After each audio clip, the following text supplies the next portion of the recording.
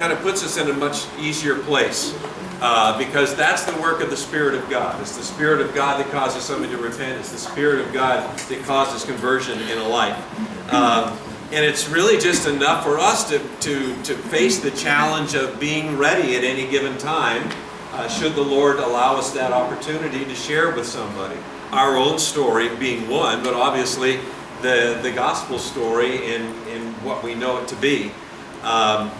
And yet I also recognize that in those opportunities that we have, they're not always easy. Some of us get kind of scared. Some of us get a little intimidated when we start talking in those terms. So one of the things I like about Stiles' book is that he talks about developing a culture of evangelism within the church.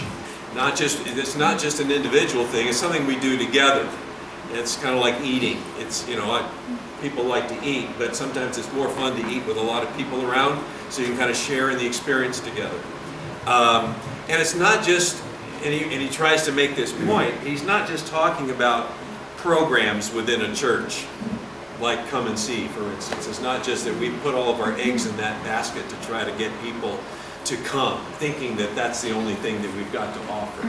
But what it really does mean is that we're trying to create this culture within us that allows us together to feel like we're all moving together, that we're supporting each other, we're encouraging each other, we're praying for each other, and that if anybody showed up here, we would, as any culture does, because culture really means that you share ideas, you share a common language, and you often share similar kinds of actions.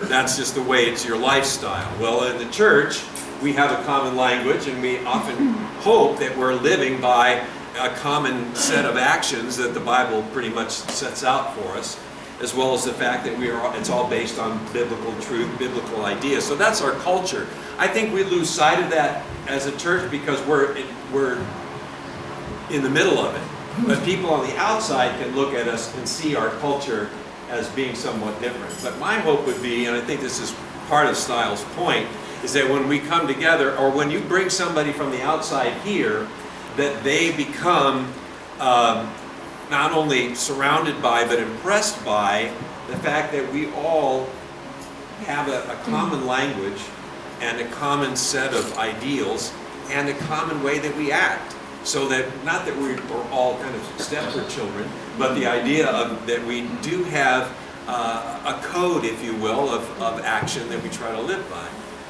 And with that in mind, he kind of sets out a couple of different, actually I think he had 10 in his book. A couple of them I would take issue with, but there's two that I would talk to tonight about specifically.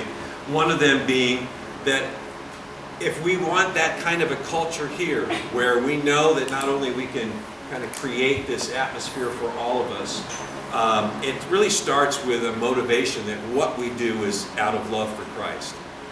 If you go to share with somebody with the idea of converting them, you're already working against yourself. Because the idea is you would go to somebody out of love for them, and more importantly, out of love for Christ. That it's Christ's love that you want to have work through you. It's not a question of, I got to get this spiritual scalp, and yet so many people put that kind of pressure on themselves when they do share with people, when they do interact with people. But if we can become this culture that really is more motivated by the love of God and our love for Christ, then I think it really helps us when we're trying to encourage one another. And what we see happen is similarly what we seeing happen right now, as people, for instance, are just telling their stories.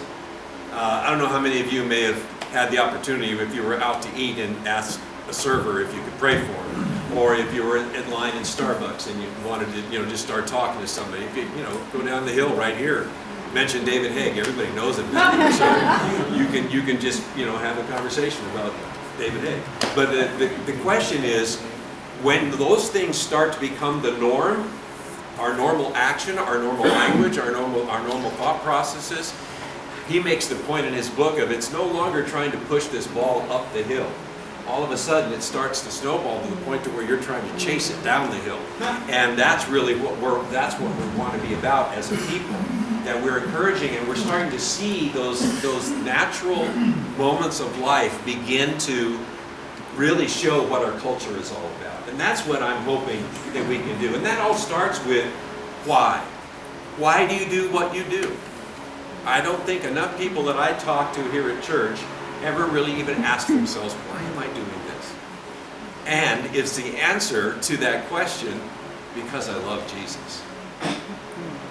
My hope is that if you're doing it, that can be your answer. If it's like, well, I'm gonna have to do this because people expect it of me, and you've had that conversation with yourself in your head. I know you have, because I do. I have to catch myself all the time. I'm a pastor. Everything I'm supposed to be doing is for Jesus. The problem is, God gives you enough time to do in one day what He wants you to do. So if you finish your day and you didn't have enough time to get things done, then you were doing stuff that He didn't necessarily have on His agenda for you, right? So that's an important question to ask yourself. Why am I doing the things that I do? And my hope is that anytime you ask that question, that you can come down to that point of saying, I'm doing it because I love Jesus. And that becomes your motivation. So when you see people building a set, a bunch of guys showed up on last Monday, holiday, they came here to help start working on the set for Come and See. And they're just having a grand old time out there doing it. I mean, that just blows me away. But that's a culture I want to invite people to. I want people to see those kinds of people at my church. That's what we're talking about, just because of their love for God and what's going on. It's not like dieting. Okay, I have to do this. I have to do this. I have to do this if I want to get this. Right? It's really, I want to do this because I know what God did for me, and I love Him for it. And I want to express that in everything that I do. And I think that makes, if you're ever on a summer go team, it's a great example of looking at a group of people who work hard to develop a cultural evangelism.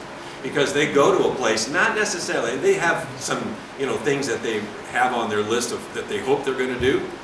But oftentimes, and Gary, correct me if I'm wrong, you end up doing a whole lot of different things that you never expected to do, right?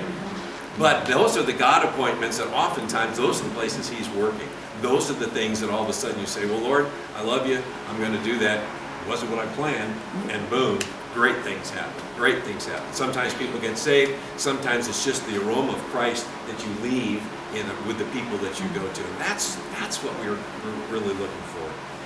It's the whole thing that we use here as our motivation. 1 Timothy 1:5 says the aim of our charge is love. Love from a pure heart, a good conscience, and a sincere faith. And that's what we want to be able to demonstrate. The second thing he really talks about has everything to do with our confidence in the gospel. And here's one of the things that oftentimes separates church cultures, because there are certain cultures that feel like because they start to lose a little bit of hope that the gospel itself is going to be, it has transforming power, they do everything they can to try to grab people on all sorts of different levels. There are a lot of churches that can draw a crowd, but only God can draw a heart. And we have to continually go back to that idea in ourselves of saying, it's the gospel that's going to change this person's life. Not that we have a particularly charismatic leader, not that we have an incredible lineup of guests, not that we have the most incredible passion play in the world, and we do. But I think that the main thing that in my mind is, what is it that we really want people to know?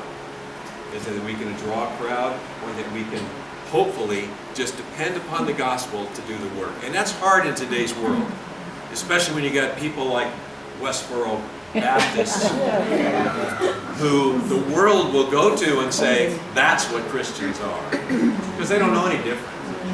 But they're the ones that are creating this really this fear of church, let alone the word Baptist. And some of you know that we've always kind of wrestled with, should we change, should we not change, should we leave the Baptist behind? Well, we've chosen to keep the Baptist.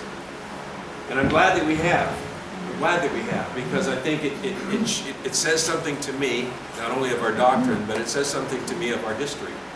And I am grateful for those who have gone before, that cloud of witnesses who have been here much longer than I have. And so in that sense, I think our hope is that we can convince people that it truly is the name of Jesus, it truly is the person of Jesus and what he's done, that says this is what's going to attract the people that Grace Baptist wants to attract. But we do that within this culture of positive, of encouragement, of admonishment, of saying, hey, I'm going to try this, hey, I'm going to try, did you try that? Great job. It's that kind of thing. And I don't know if you feel it, but I'm starting to feel that some of that is starting to bubble up a little bit more around Grace Baptist Church lately than I've seen in a long time. So I'm excited about it, and I hope we can do that. But that's where our hope is. That's why we sing songs like the one we're going to start with here, which is Cornerstone.